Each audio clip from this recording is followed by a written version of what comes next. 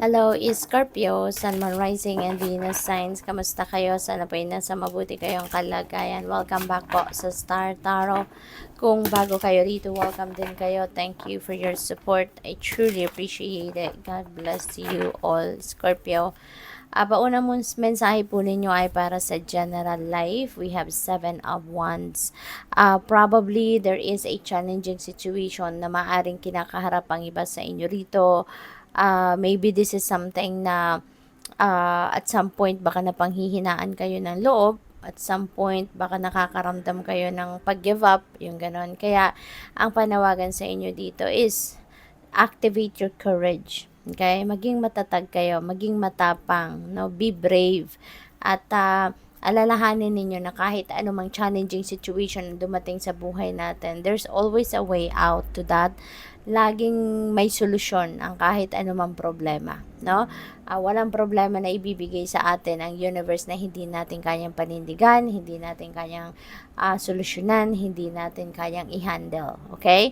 Kaya magpakatatag ka, tibayan mo ang inyong loob, huwag kang panghinaan ng loob kasi kayang-kaya mo yan, okay? Hindi ibibigay sa'yo kung hindi mo yan kaya, alright? So, tignan natin kung ano pa ang mga mensahe para sa iyo. Ngayon naman para sa inyong money, career, and finances. Napaka-perfect ng message na to para sa iyo. Empress is a very abundant and prosperous energy. Nag-fall pa siya sa money, career, and finances na area sa reading ninyo. Kaya napakaganda nito. There is abundance and prosperity coming your way. Okay? Meron dito mga financial blessings, mga pwedeng pera ang dumating mismo sa inyo, cold cash, or pwede rin na ito ay financial opportunities, no? And financial opportunities can be a job, could be a career, could be a business na opportunities na siyang maghahatid sa inyo ng kasaganaan sa pera. Okay? This is also siguro a time na mai-experience na din ninyo yung luxury, dahil siguro sa magiging masagana na kayo pagdating sa kaperahang aspeto, kaya siguro mapagbibigyan na din ninyo ngayon ang inyong sarili na i-enjoy man lang, 'di ba? Yung luxury na maaring matagal nyo na din na minimithi na ma-experience, no? This is also something na, alam mo yun, magsisimula kayong makaramdam ng kagaanan, no, sa pagmamanage ng inyong pera, no? There will be financial freedom, no, na mararamdaman kayo rito. Dito naman sa love and romantic relationships, dito kay 7 of Pentacles, this is a beautiful energy, lalong-lalo na kung kayo ay nasa established relationship na, no? Kasi ibig sabihin nito na yung relationship ninyo ay nag-grow, no? It's growing, it's continue to flourish, yung ganon. At saka yung pagtutulungan ninyo at ng inyong person, ng inyong asawa or boyfriend or girlfriend, yung parang magkasama kayo, you're working hand in hand, no, to grow your relationship.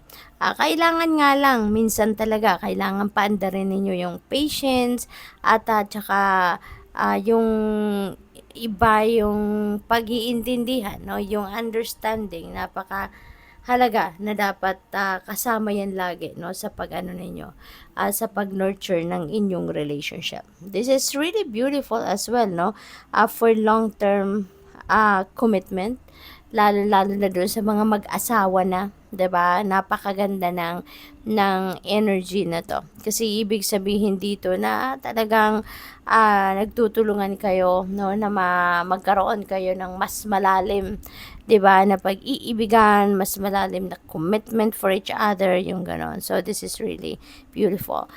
Kung kayo naman ay single pa, na wala pang jowa, no, pero pwede rin na ngayon meron kayong siguro mga kaibigan naman, 'di ba? At maaari may mag-blossom dito na pagkakaibigan. Baka mauwi, no, sa ligawan, mauwi sa isang seryosong relationship, no? Love and romantic relationship. So that is also possible for some of you, no? Hindi yan para sa lahat. Tignan natin kung anong final message ni Scorpio. But before that, I would like to say thank you sa lahat, no, nang hindi nag-skip ng ads. Maraming salamat po for your support sa channel. At saka doon sa mga nagpapadala ng super thanks, nagpapadala ng donasyon sa aking channel. Maraming salamat po for your support and sa inyong generosity. We have distractions. Final message po ninyo to. Control your thoughts and actions to help you focus. Ayan. So, baka matempt kayo dito, no? At matempt kayo ng kung ano-anong mga distractions na nasa paligid ninyo. Baka meron dito mga taong nag-aaya sa'yo na kung ano yung mga aktibidad na gusto nilang gawin at gusto kanilang ayain.